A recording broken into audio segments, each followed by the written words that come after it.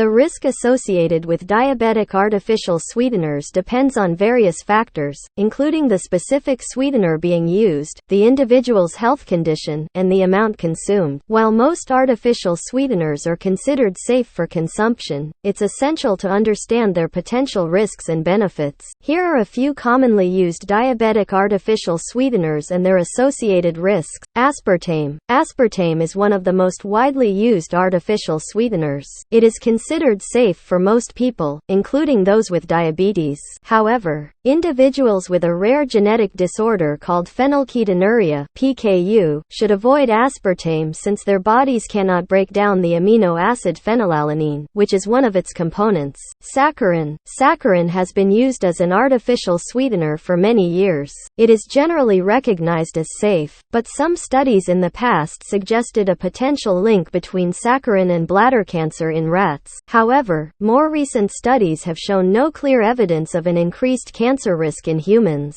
Sucralose. Sucralose is another widely used artificial sweetener that is considered safe for people with diabetes. It is not broken down by the body and is excreted unchanged, so it does not significantly affect blood sugar levels. Some individuals may experience gastrointestinal side effects, such as bloating or diarrhea, with high doses of sucralose. Stevia. Stevia is a natural sweetener derived from the leaves of the Stevia rhabodiana plant. It is generally considered safe, and some studies have even suggested potential health benefits, such as blood sugar control. However, certain processed forms of stevia may contain additional ingredients, so it's important to check the label and choose products with minimal additives. Acesulfame potassium, ACE-K. ACE-K is commonly used in combination with other artificial sweeteners. It has been extensively tested and deemed safe for consumption by regulatory authorities. However, some animal studies have shown potential adverse effects on reproduction and development, although these findings have not been replicated in humans.